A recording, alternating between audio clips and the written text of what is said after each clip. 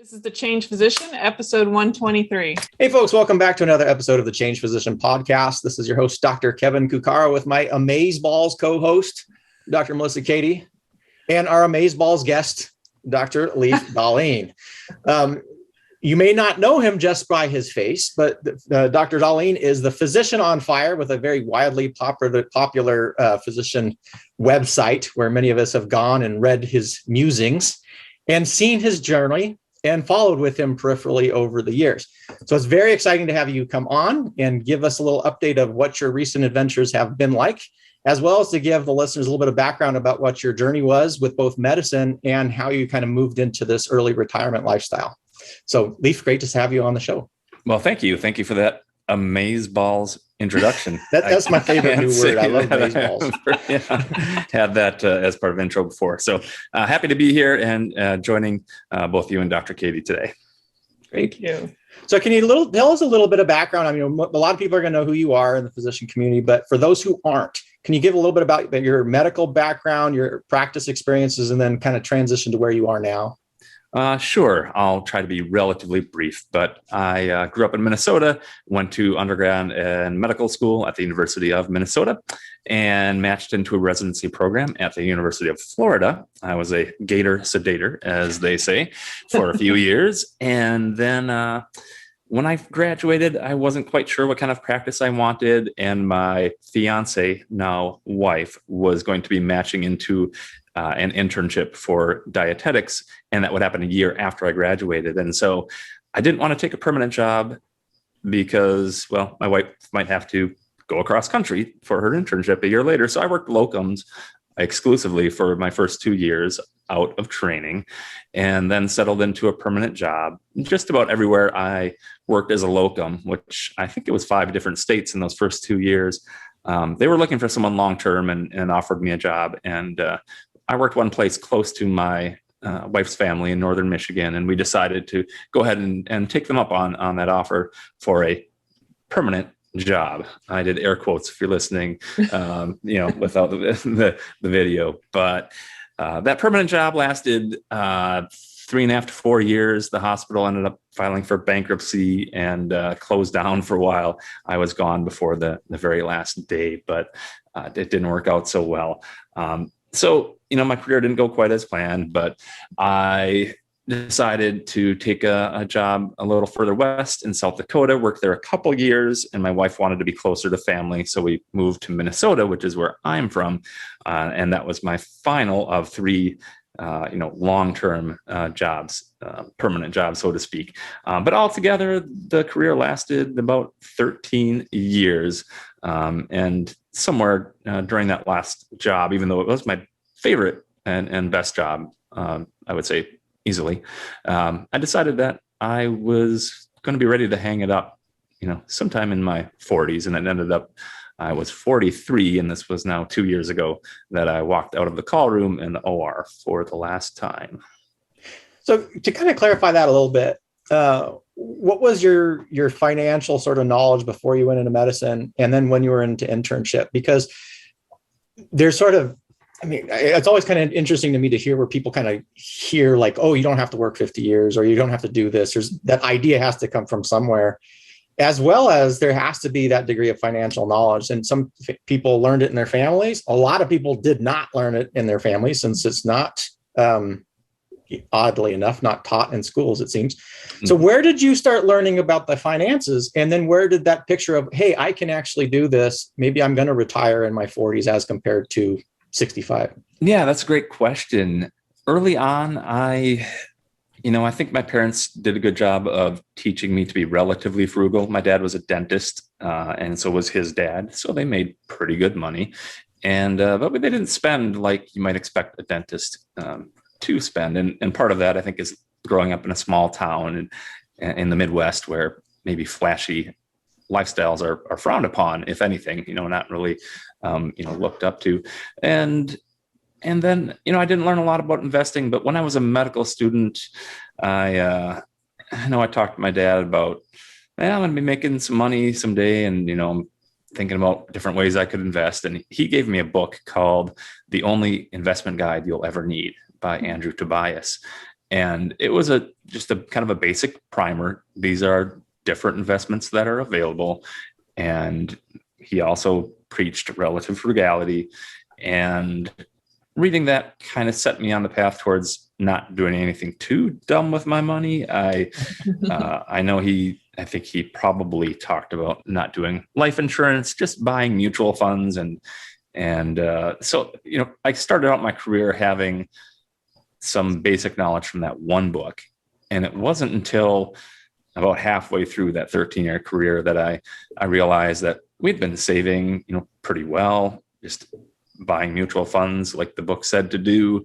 And I realized we were approaching that 7-figure mark. And that's when I really started kind of digging into our finances and figuring out what I had and which account, and if that asset allocation made sense, which in some ways it did. In a lot of ways it didn't. It was a little bit random. I had some target date funds. I had some kind of actively managed funds of funds that looked like they gave a lot of diversity, but I could have done better with a lot lower fees, having just bought like a total stock market index fund.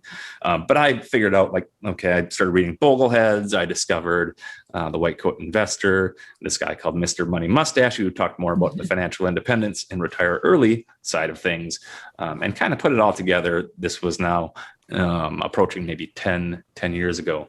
But it was 5 or 6 years ago that I realized what it took to actually be financially independent, which means having at least 25 times what you spend in a typical year, or what you anticipate spending in retirement, saved up and invested, or cash flow that meets or exceeds your typical spending, or some combination thereof. And once I realized I had that, I was kind of blown away. I was in my late 30s. I was about 39, just 9 to 10 years out of residency. And I had no real ambition or intention of trying to retire early. I did think at one point, well, I'll be an empty nester. We have 2 kids, 2 boys now, 10 and 12 years old. And I thought, well, maybe when they're out of the house, I'll be in my early to mid 50s. Maybe we'll do locums again, maybe wind down my career the way I started.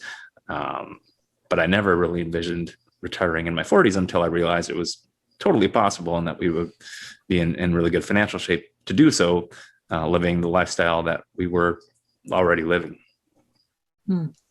Wow. And so that you got interested, and then you started your blog about 5 or 6 years ago, I think, is when Physician on Fire came out. Exactly. And then, because it's interesting, if you look at your old blog post, you're talking about, I'm thinking about doing this, and I'm when did you finally decide, like, the decision? Because there's some angst in there, and you even you kind of mentioned here where you're like, you realize, hey, I could do it, but then to actually take that step, I think it's scarier than a lot of people would anticipate if they're not close to that step yet. Yes, the blog really helped me kind of work through the psychological side of that. And just, when you write tens of thousands, hundreds of thousands of words about early retirement and investing and all of these things, and then it really kind of solidifies, okay, what do I want the rest of life to look like? Would this be a viable option for me? But even before starting the website, I certainly talked a lot with my wife about what we wanted our lives to look like and how it would be different if I didn't have a job. She had stayed home to raise our children. And so we knew if I wasn't working or tied down to a particular hospital or a call schedule, that we would have the freedom to, say, travel for months at a time, which is something we started doing, early on, and we haven't been able to do now, like we wanted. But we roll with the punches. We're able to be flexible like that. But yeah, it was, I would say, a decision between the two of us, and the timing. Part of it was financial. I wanted a really good cushion. I wasn't satisfied with, getting that 25 times spending and saying, okay, I'm done. Right. So I ended up working another 4 to 5 years after we figured out we could probably afford to retire. And the timing was based more than anything on the age of our kids and where they were in schooling. And we figured, well, if we leave after they've had a few years of public school education and travel for a few years, maybe 3 or 4 years, then we could be back settled down somewhere when my older son is of high school age, and then he would have the option to have a more traditional high school experience, which I think he would probably want, and I would want for him. So that was kind of the impetus. Once they were, I guess they would have been 8 and 10 years old, that's when I pulled the trigger. I was noticed, I love how you, on your blog, it just talks about how your whole purpose, just enlighten, educate, and entertain. And, just the fact that you got a book from, to be educated by your own father with that book. I mean, most people don't even get that kind of guidance. Yeah.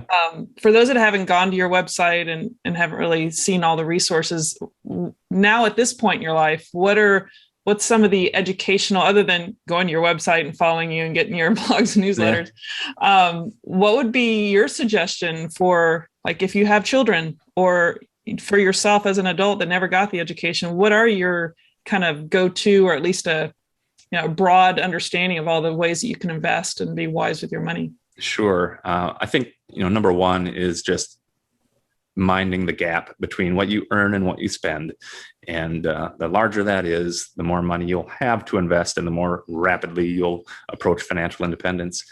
As far as investing specifically, I like to keep things pretty simple. Now that we're, what I would say is beyond financially independent, I've taken a little more risk, made some investments that I wouldn't necessarily make if I didn't feel like I had a surplus, right? But like, to get to financial independence, all I did was invest in the stock market, a little bit in bonds, maybe 10%. And you can do that with as few as 3 funds. And I kind of champion the Bogleheads, and that's a name based on John Bogle, the founder of Vanguard. His followers talk about a 3-fund portfolio: total stock market, which is U.S. domestic stocks, and it holds virtually every publicly traded stock that you can buy; total international stock, which is another fund that will hold everything outside of the U.S. that's publicly traded; and then a bond fund that holds something like 8,000 different bonds of various duration and public and corporate bonds. And so, with those 3 funds, you can have amazing diversification, super low fees, and you're going to get solid market returns. You're just not going to lose much to middle managers and money managers, and everybody wants to take a little cut. And a 0.25% here, 0.5% there, 1% there doesn't sound like much, but when they're taking it out of your return, it really makes a big difference over the long run. And so I like to keep things simple. Like I said, as few as 3 funds can give you a great diversification. And when you try to beat the stock market, most people, even the professionals that are paid a lot to try to do so, usually fail. So I like to be content with market returns. And they certainly were good to me over my investing career when I was working, from 2006 when I finished residency to 2019 when I retired from medicine. There was, as you might recall, a pretty substantial downturn in the market of about 50% for U.S. stocks in the bottom out in March of 2009. And that turned out to be a really good thing for me, because I was continuing to invest as prices got lower and lower and lower and bottomed out and then started to rise again. I got in at some very low valuations, and the investments I made in index funds back in early 2009, I think they've gone up 5x or 6x by now, because they had dropped by half. So maybe they're 2 to 3 times what they were in 2007, but maybe 5 or 6 times what they were in 2009. So having a bear market, having a down market is not such a bad thing, especially if you are early in your career and don't have a lot already invested. Sure. Kevin, did you have another question? Because I have another one if you're not. No, you go ahead. I can always have a question, but okay. Well, I'm just curious because something coming out of being employed last year, I decided to roll mine over into my own self-directed account through an LLC of my own, for my own business purposes. And I'm just curious. So a lot of times you hear of people that are just used to having their employer and they just kind of pick the things they want if they have choices in that. But from a self-directed standpoint, you still feel strongly about stock market investments, or do you feel like investing in real estate and other things is wise too? So you just did what I just did. I took my Roth IRA actually, and I'm taking a portion of that, and I'll have a self-directed Roth IRA. And by self-directed, some people mistake that to mean that, oh, they make the choices of what mutual funds or stocks to buy. But self-directed is a specific kind of designation that means you can put different alternative investments in them, like real estate, as you mentioned, even cryptocurrency, precious metals, all kinds of things that you wouldn't normally be able to buy in a standard 401k IRA, et cetera. Again, this is something a little more recent, but I have been branching out into some real estate funds and crowd-funded investments. And it adds a layer of diversification. Real estate doesn't necessarily move step in step with the stock market. They can be correlated like they were in the Great Recession, but oftentimes they're not so correlated. And you can benefit from some of the tax benefits of real estate investing.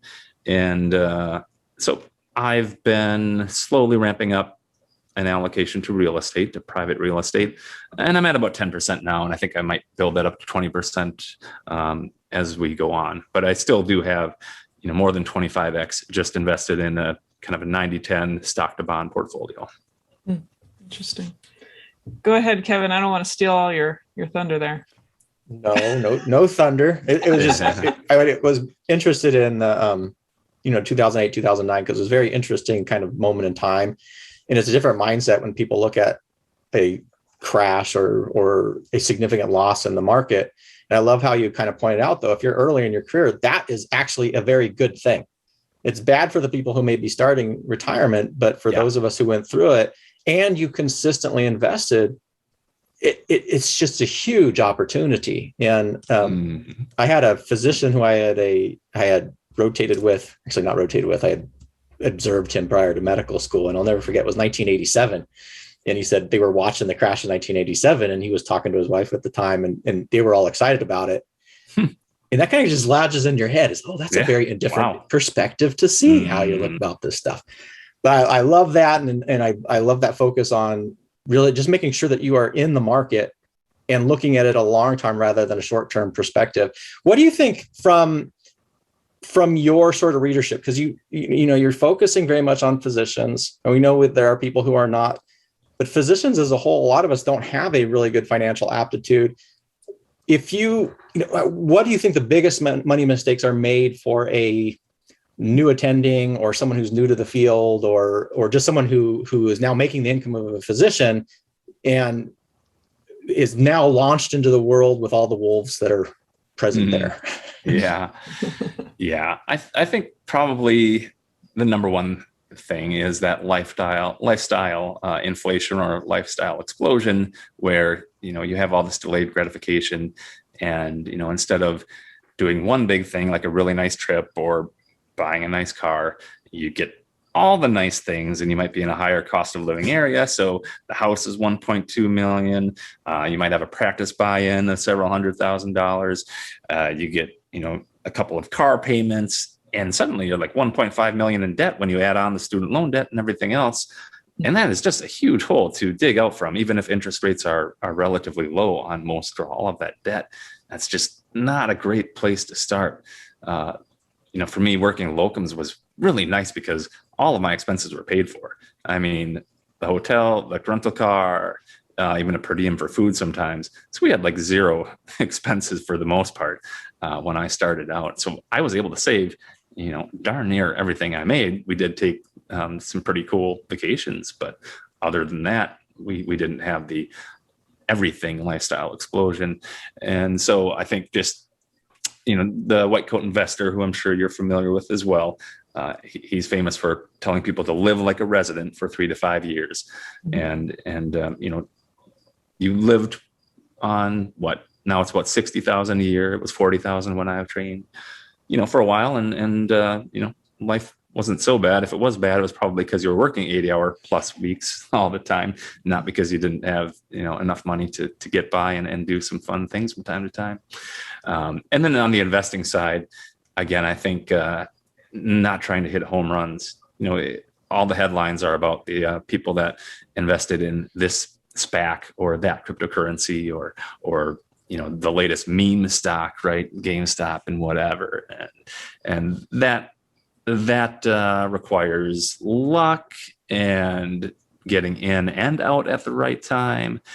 And it makes for a good story, a good headline, but it's not the common experience. And so, aiming for, singles and doubles consistently, like I said, with index funds is a more sure path to growing wealth. And if you can get 5, 8, 10, 12% a year, and it's actually been better than that for most of my investing lifetime, you're going to do just fine if you're diligent and save. For us, it was about 10 years and we were financially independent. So might be 15, 20, 25, depending on exactly what kind of lifestyle you want to live and where you live is extremely important. And I think a lot of people maybe don't put as much emphasis on that. Now, there are a lot of reasons to choose where you live. But the fact is you can make more money typically in places that are lower cost of living. And so if you don't have a strong need to be, say, on the coast or in some of the major cities in the U.S., you can do pretty darn well for yourself in small to medium-sized cities in places that some people call flyover country, but I call home and always have. Yeah. Speaking of Austin, Texas, where I live, what you make there versus like in Wisconsin is significantly different. Yeah, although Texas is pretty darn good. I know the payer mix can be really good, and of course you're not paying any state income tax, and so I know there are definitely places in Texas where you can do quite well too. I'm thinking more of like New York City, Bay Area, San Diego, LA, etc. That's where it's like your mortgage payment can be half of your paycheck. That makes it difficult to get ahead quickly. Yeah. We have a lot of Californians moving to Austin. Even though it's expensive here versus Dallas or Houston, it's still a lot cheaper than California. Right. Yeah. And your real estate's probably appreciated a whole lot if you have been there for more than a few years. Oh, absolutely. Yeah. Mm-hmm. Kevin, can I ask a question or you got another one to follow? You can always ask a question, Melissa. Well, I was wondering because the thing we've talked about with our listeners sometimes is that when you retire, sometimes you're not prepared on the non-financial side of really having some structure or things you enjoy or hobbies and whatnot. So what is it that you do that you love and are really, there's probably a great amount of gratitude, I assume, spending time with your own family, but what are the things that you fill your time with if you're not doing, medical work? Yeah. So, it really varies a lot. I mentioned that we wanted to travel and we did spend a couple months in a few different cities in Mexico right after I finished, and then a couple more months in Spain. But by the time we were leaving Madrid, the coronavirus had been there and was, the numbers were going from a few a day to a few dozen a day and maybe 100, and it was time to leave. Mm-hmm. We had big plans to cruise to Shanghai, China last fall and hop around Australia, New Zealand, Thailand, Vietnam, wherever. It was pretty open-ended. Wow. And then cruise back like 5 or 6 months later. So we love to travel. We didn't get to take that trip. Hopefully we'll be able to do something like that in the next 2 years before my older son will be in 9th grade, but we'll see. So we're home, and home has moved. We moved to Northern Michigan, which is where my wife's from, and we've got a lot of family around here. And we bought a little place. We have had a little cabin on a lake for a number of years. And when we moved here, we had these 2 places we kind of went back and forth between. And the ultimate goal is to have a single long-term home on the lake. And they're difficult to come by. As you know, the real estate market has been insane. And we were finally able to get a place this spring. So I sold the other 2 places by owner. So that took some time and effort, although doesn't take much effort when everybody wants to throw money at you, right? For any house that you would sell. And then moving into a house takes effort. And now we're actually, so what we found was a home across the street from the lake, but it's got 1 acre on the lake, and we will be building there starting next spring, I believe. So planning for that. But our weekends are filled with family time. We're making new friends in town. This weekend we went to a little kind of hidden beach on Lake Huron. It looks like a tropical Caribbean scene, except the palm trees are pine trees, but otherwise you wouldn't know. And the water is a little colder and not nearly as salty, and it's shark free. But it's it's a fun little thing. And the day before that, we took our boat out on the inland lake that we live on and went down to the sandbar and saw some friends down there, and had a beer in the afternoon. I like watching movies. My wife and I just finished Stranger Things season 3. We watched all 3 seasons over the last couple months, but try to limit our screen time and our kids' screen time to not a whole lot. Anyway, I can always find something to do. I've never been bored in my adult life, and I can't imagine that's going to change. Sure. Yeah. That's great. That's great. So I got a quick question then. You're 2 years into this. Is there, looking back, would you tell young Leif just before he made that pull, is there anything that you wish you had known then that you know now that would have changed either decision or changed time frame or something? Well, with the benefit of hindsight, I don't think it would change anything, but COVID certainly altered, these first couple of years. But I don't know that I would have done anything differently. I did that happened about 6 months into my, retirement from anesthesia. And I contacted my old chief and said, hey, if you need help, I still have all my credentials, my license. I could jump in, if someone is out for COVID or if you're super busy. And it turned out they were super not busy, right? Elective surgeries were on hold and they didn't have much to do, so they didn't need me.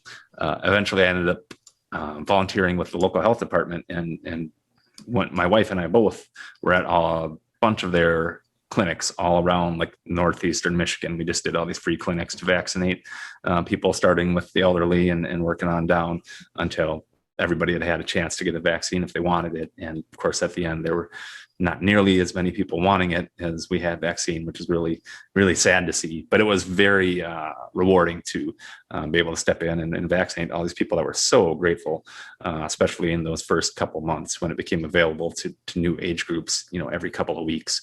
That was pretty cool. But what would I tell younger Leif? 2 years ago, not much different. Nothing would change. I sometimes wonder if I had actually known that financial independence was this thing and that early retirement was an option. I don't know if I would have wanted to know that when I started my career, because that's this thing that's 10, 12 years, 15 years away. And I don't want to be thinking about that when I should be just focusing on, I'm starting a family, I'm getting into my career, and that's where my focus was, not on, I'm at 150,000 now. Oh, just a few more months, we'll hit 200, that's gotta be kind of tough. It's a long slog if you're taking it 1 month, 1 year at a time. I feel pretty fortunate actually to have discovered this whole concept after I had already saved that amount of money. Yeah. It's awesome. Very cool. Okay, I'm just gonna have to ask this question because I cannot find the blog that maybe it's not been written yet, but there was something I read about being that I'm anesthesia. It said there's some drawbacks. You love the job, but there was some drawbacks. I was just curious what that was. The call schedule. My first job, I was Q3 and I didn't have the next day off. Usually had to work, and so that was brutal. I feel like, I didn't hate the job. I liked most aspects of it, and I wasn't really burnt out. There were things that I found to be tedious, but I know that having read about the causes of physician burnout and having seen others burn out, that a lack of autonomy is a big contributor. And I think by definition, an anesthesiologist just doesn't have that much autonomy, right? You don't choose your patients. You don't choose usually the surgeons you work with. You don't choose your schedule. You don't decide when a woman wants to have her epidural.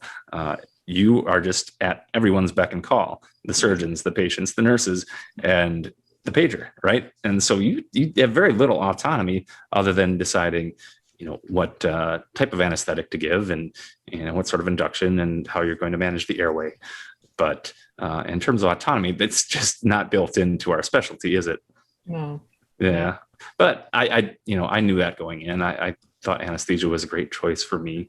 But I'll be honest, like at 3 or 4 o'clock, 5 o'clock, if I heard that the last case of the day was canceled, that didn't hurt my feelings. Typically, I was like, oh, so I can go home now instead of in 2 more hours. All right, well, let's do that then.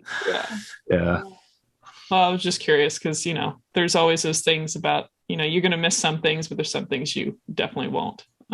So Q3 call sounds like a pretty good reason. Yeah, but that was just my first job. I was Q5 for my last job, which was 5 to 6 years.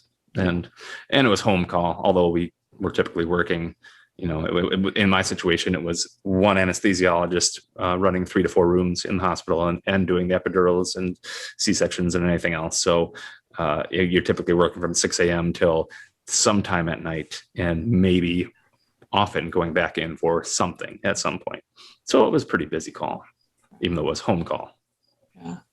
Well, I only wanted to ask that just because people think about retiring, so want to get away from the burnout situation, and unfortunately, these are just things that people have that they don't like or they like, and it leads them in that direction. But hopefully, from what it sounds like, you just saw that this was an option, and this is something that was reasonable to you, and you still enjoyed what you did. So that I just think I think that's a fair assessment. Yeah, I liked the people I worked with, and the patients were usually grateful and interesting to get to know beforehand.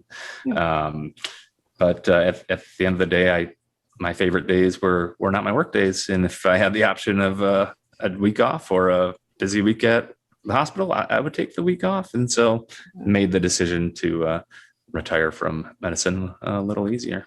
Yeah, no, it makes sense. Go ahead, Kevin. We're moving closer to the end here. I don't have a whole lot of time, but a kind of a unique perspective from a physician end as well is we're also in the position when we retire is what to do with your medical license.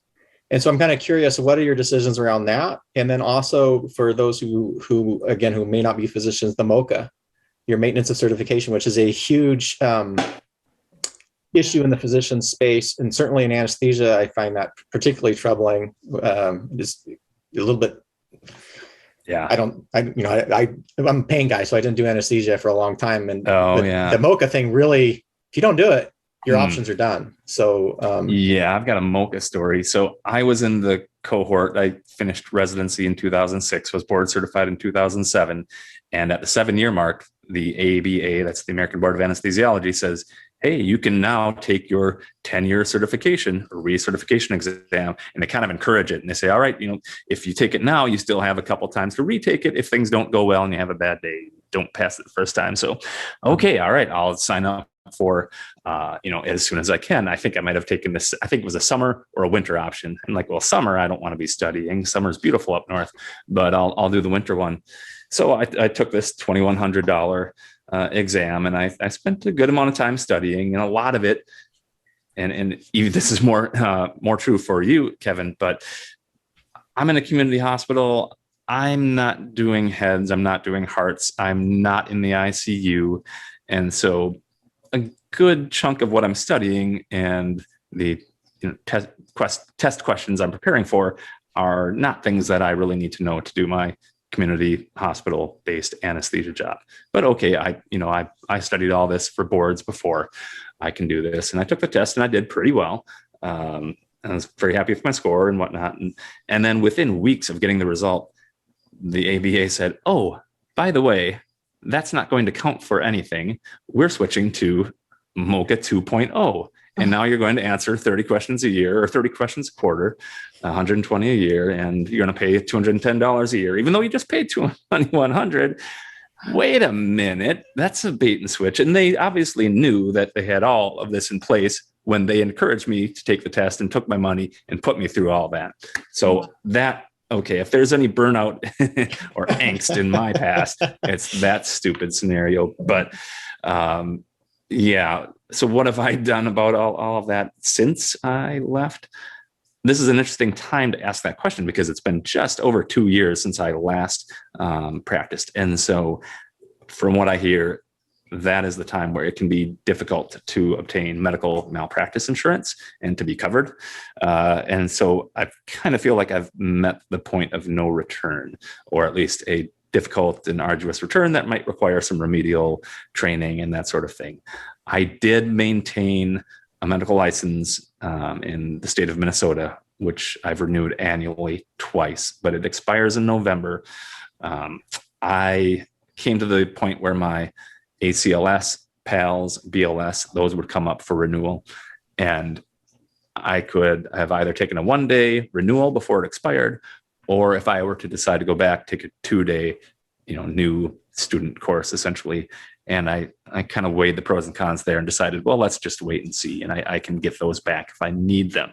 But at the times that they were coming up, I felt more and more confident that I was not going to choose to go back. And so I do plan to let that last medical license go inactive this November, at which point it would be that much more difficult to go back. But I don't have any strong desire. I don't feel like I've missed out on my calling by walking away. And I don't feel like financially there would be any reason that I would feel that I would need the work, so to speak. So I'm going to, like I said, be done with that medical license as of November, which will be interesting, but I think I'm okay. I'm at peace with that. I love that question, just from a sense of identity and what it is that, makes you feel good about who you are. I think there's some people that if they just only had that and they weren't a father and, a spouse and, have all these other things going for them, that might be a harder pill to swallow. And the more you identify with, your career as, part of your ego and a big part of your identity, the more difficult it will be to walk away. And I've always had friends outside the hospital, and I've never really led with that doctor card. It's kind of one of those things I'll admit, if it gets that far in the conversation, well, yeah, I work at the hospital, So I think in anesthesia too, I feel like maybe the egos aren't as strong as they are in some other specialties, but certainly they can be. I guess I shouldn't paint that with such a broad brush, but in the OR, I feel like we're as much staff as we are. We're obviously professionals, but we definitely are doing the grunt work. We're very well paid, kind of blue collar workers there. Yeah. So true. Yeah. We're lifting patients. Physicians. We're getting blood and spit and everything else on us. And The other side of the dyad that I won't discuss tends to be where the ego is more pervasive. Could be. And again, that varies, but yes. Yeah. We don't want to put everyone in one bucket. No. Well, Kevin, any final thoughts before we head out? No, as usual, the interview and the discussion has generated a ton of little thinking points that I'm like, oh, there's something that we need to talk about, and there's something we need to talk about. But I really appreciate you coming on the show today, Leif, and providing your perspectives as a early retiree and having pulled that ripcord and made that transition. Well, I'm glad you invited me, and I thank you for sharing my story with your audience. And I hope they also found a few pearls to take home and ponder themselves. Absolutely. Well, things for me to think about as well. And thank you so much for all the great nuggets of information, Leif. And for those of you listening out there, I am Melissa Cady, the Challenge Doctor, with my co-host, Dr. Kevin Cuccaro, and we look forward to seeing you on the next episode. And if you don't know anything about the Change Physician, you can go to thechangephysician.com and join there as a physician or a physician ally, and we'll look forward to seeing you soon. Take care. Stay well, folks.